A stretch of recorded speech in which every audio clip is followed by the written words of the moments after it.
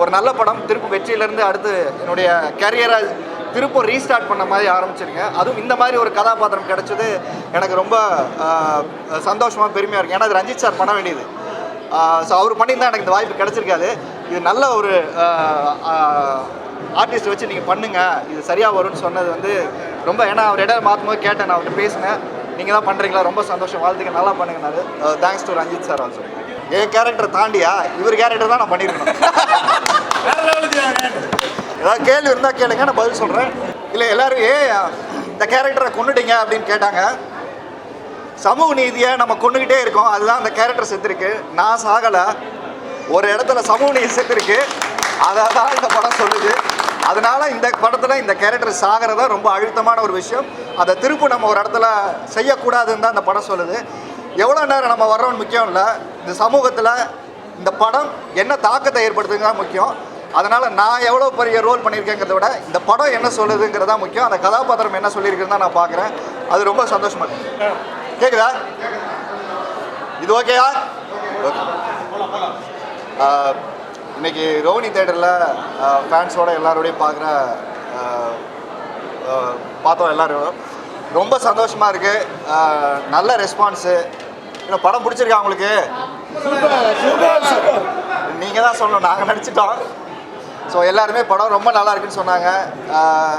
எல்லா இடத்துக்கும் கிளாப் பண்ணாங்க.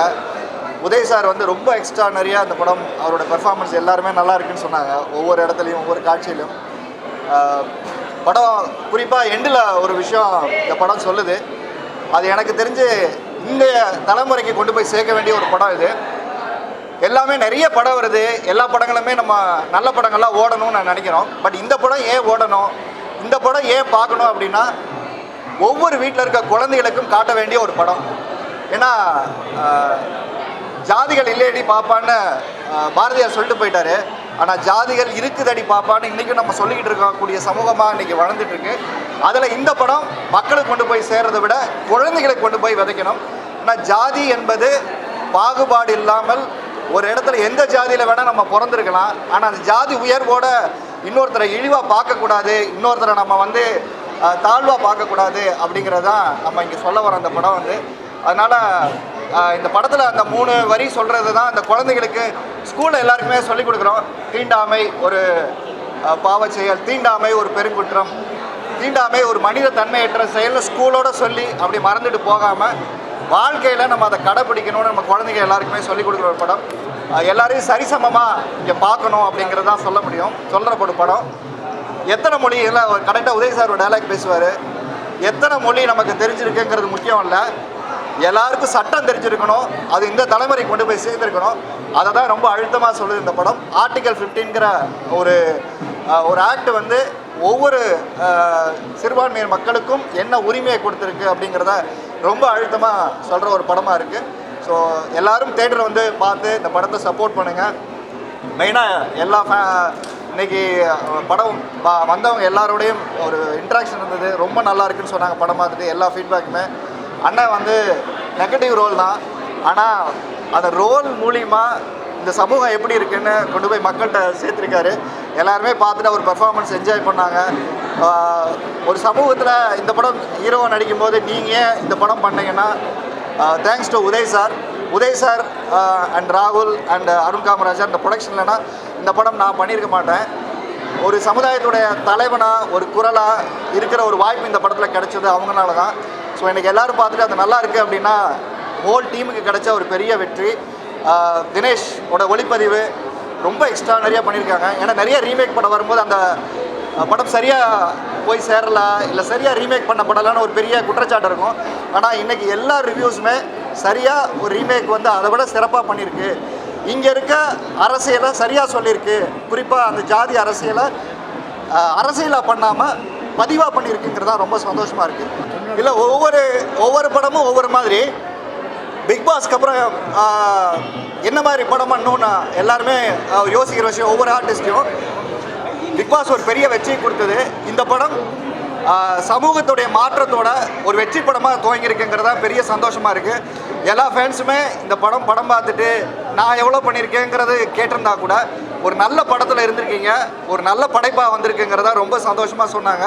So all credit goes to team and especially Uday sir. ஏன்னா இந்த கேரக்டர் யார் பண்ண போகிறாங்க எல்லாமே ஃபிக்ஸ் ஆகிடுச்சு. இந்த கதாபாத்திரம் யார் பண்ண போகிறாங்கன்னு தான் கேட்டுகிட்டே இருந்தாங்க. அப்போ அவர் பண்ணும்போது நிறைய சாய்ஸ் இருந்தது. என் பேரை சொல்லும்போது அவர் கரெக்டாக இருப்பாருன்னு அவரும் அதை ரெக்கக்னைஸ் பண்ணது. இல்லைன்னா அதை நான் பண்ணியிருக்க முடியாது. ஸோ நிறைய படம் ஹீரோவை பண்ணிட்டேன். பட் இந்த படம் சமூகத்துக்கான படம். அதில் நானும் இருக்கேங்கிறது எனக்கு பெருமையாக இருக்குது. தாய்மொழி அவமானம் இல்லை, அதை நம்ம அடையாளம். இதில் ஒரு டைலாக் வந்து உதய் சார் பேசுவார், வெளிநாட்டில் இருக்கிறவங்கெல்லாம் அந்த குழந்தை கேட்கும் பிச்சைக்காரங்கெல்லாம் இங்கிலீஷ் பேசுவாங்களான்னு. எந்த நாட்டிலையும் அவங்க தாய்மொழி அவங்க பேசுகிறாங்க. நம்ம ஊர்லேயும் பிச்சைக்காரன் தமிழ் பேசுவோம். அது நம்ம தாய்மொழியை நம்ம இங்கே பேசுகிறோம். ஸோ அதனால தான் எவ்வளோ மொழி கற்றுக்குறோங்கிறது இங்கே முக்கியம் இல்லை. அதனால் நம்ம எல்லா மொழியும் கற்றுக்கிறதுக்கும் அதை ஒரு இடத்துல அவர் சொல்லுவார், கற்றுக்கிட்டு தான் ஆகணும்னா அதுதான் இங்கே பிரச்சனை. கற்றுக்கங்கிறது இங்கே பிரச்சனை இல்லை, கற்றுக்க தயாராக இருக்கும். அதை கற்றுக்கிட்டு தான் ஆகணுங்கும் போது அங்கே தான் நமக்கு பிரச்சனையாக இருக்குது.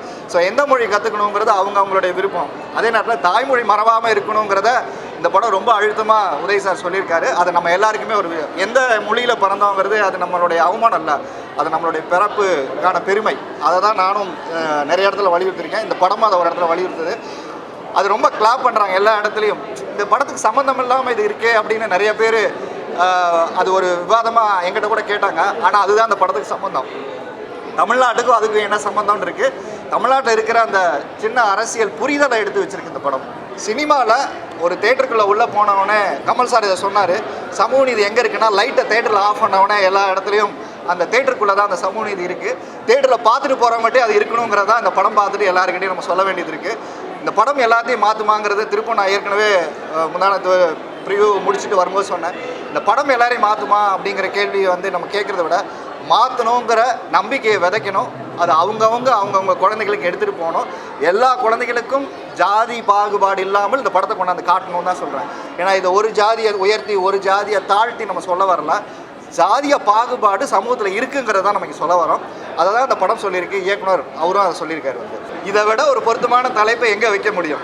ஏன்னா நெஞ்சுக்கு ஏன்னா நீதி வேணும் தான் நம்ம எல்லா இடத்துலையும் போராடணும். குறிப்பாக இப்போ பேரறிவாளனுடைய விடுதலை கூட எடுத்துக்கங்களேன். அவருக்கு நீதி கால தாமதமாக கிடைக்கப்பட்ட நீதி திரும்ப அந்த நேரத்தை அவர் வாழ்க்கையில் நமக்கு திருப்பி கொடுக்கவே முடியாது. அதுதான் நம்ம மாறணும். இன்னும் நம்ம குறைந்தபட்சம் ஒவ்வொரு அடிப்படை ஏழையோட கனவு என்ன தெரியுங்களா இருக்குது?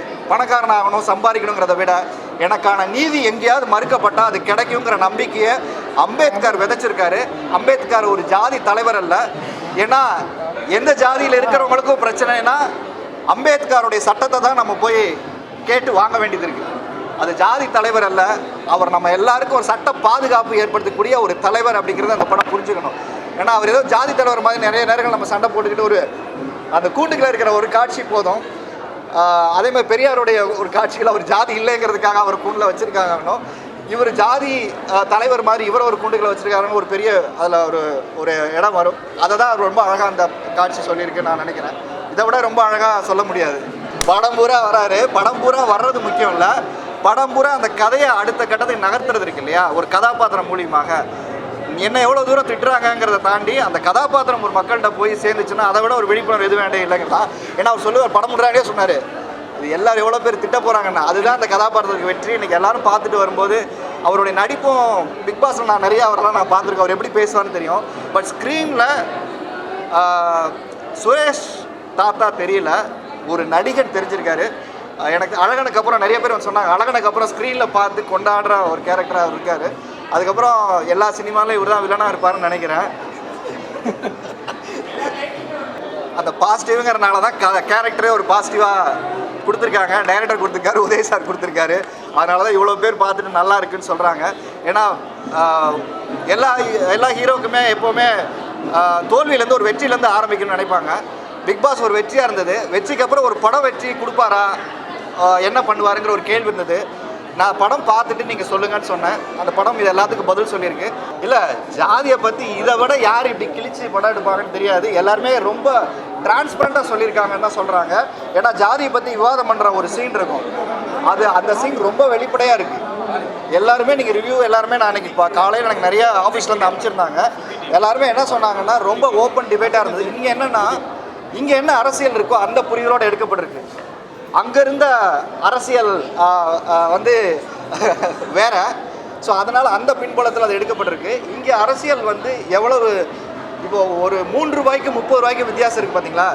தமிழ்நாடுடைய பொருளாதாரம் அதிலே எவ்வளோ உயர்ந்திருக்கும் அப்படின்னு இருக்கு. அதை நிறைய பேர் சொன்னாங்க, பேரில் இருக்கிற ஜாதியை தமிழ்நாட்டில் ஒழிச்சிருக்கோம். இன்றைக்கி எல்லார் பேருக்கு பின்னாடியும் இருக்கிற ஜாதியோட ஒழிப்பை பேர்லேயே தமிழ்நாடு மாறி இருக்கு. முழுசாக மாறிச்சாங்கிற கேள்வியை விட மாறி இருக்குங்கிறத நம்ம தைரியமாக சொல்ல முடியும். இன்னும் சதர்ன் ரீஜனில் அடுத்தடுத்த ஸ்டேட்டில் பார்த்தீங்கன்னா அவங்க பேருக்கு பின்னாடி இன்னும் ஜாதி போட்டுக்கிற வழக்கம் இருக்குது. அதை ஒழிச்சிருக்கோம். அப்புறம் என்ன தமிழ்நாடு முன்னேறிச்சு நிறைய பேர் கேட்பாங்க. அது இல்லை, முழுமையாக மாறணுங்கிற முயற்சியை இந்தியாவில் யார் எடுக்கிறாங்களோ இல்லையோ தமிழ்நாட்டில் நாம் முன்னெடுக்கிறோங்கிற படம் தான் இந்த படம். அதுக்கான முயற்சி தான் அதை எடுத்திருக்கு. ஆரி வந்து அவங்க அப்பா அம்மா சார்பாக என்னை இங்கே கூப்பிட்டு அவர் இந்த மரியாதையெல்லாம் செஞ்சு அவங்க ரசிகர்களோட இந்த படம் பார்க்குறப்போ எனக்கு ரொம்ப பெருமையாக இருக்குது. ரொம்ப லாங் வே வந்திருக்காரு. அவர் இன்னும் நிறைய வரணும்னு முதல்ல வாழ்த்திக்கிறேன். வாழ்த்துட்டு யாராவது தமிழ் கொடுங்க, ஒரு கட்சி கொடுங்க. வாழ்த்துக்கிறேன். படம் எல்லாம் பார்த்துருக்கீங்க, எல்லோரும் பார்த்துட்டீங்களா? சூப்பர். பிடிச்சிருக்கா? ஸ்ருதி டிவி போய் சொல்லுது.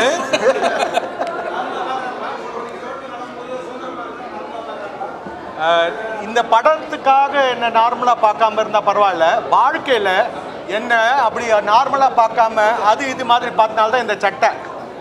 ஆனால் நானே வந்து இந்த மாதிரி ஒரு கேரக்டர் பண்ண வேண்டி இருந்துச்சு. இந்த மாதிரிலாம் ஆட்கள் இருக்காங்க அப்படின்னு காட்டுறதுக்காக பண்ணுங்கன்னு நிறைய பேர் சொன்னதுனால செஞ்சேன். ஸோ ஒரு மாதிரி தான் பார்த்தாங்க. அப்போ இனிமேல் அப்படி யாரும் பார்க்கக்கூடாதுன்னு தான் இந்த படம். நீங்கள் எப்படி ஒரு மாதிரி பார்ப்பீங்களா?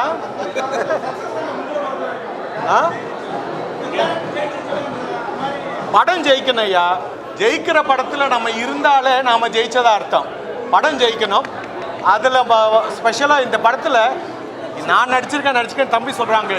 ஒரு சின்ன கேரக்டர் கூட உதயநிதி தம்பியில் ஆரம்பித்து ஆரியிலேருந்து அத்தனை பேரையும் நடிப்பையும் அவ்வளோ அழகாக வாங்கியிருக்காரு அருண் ராஜா காமராஜ். அவருக்கு ஒரு நன்றி, அவரோட டீமுக்கு ஒரு நன்றி, அப்புறம் ப்ரொடியூசருக்கு நன்றி. தமிழ் டைலாக் எழுதினார் பாருங்க, தமிழ் அரசு பச்சைமுத்தா. அவர் ஒருத்தர் தாங்க, எதுலேயே பார்த்தேன் 2 பேருன்னு நினைக்கிறாங்க. தமிழ் அரசன் பச்சைமுத்து, அவருக்கும் நன்றி. Anything else? அடுத்து நான் இப்போ வெளியில் போயிட்டு காரில் ஏறி வீட்டுக்கு போனோம். படம் என்ன ரிலீஸ்ன்னு கேட்டிங்களா? காதல விடல. அடுத்து என்ன படம்? இது வந்து நெஞ்சுக்கு நீதி. அடுத்த படம் அநீதி. இவருது வசந்த பாலன் சார். தேங்க்யூ.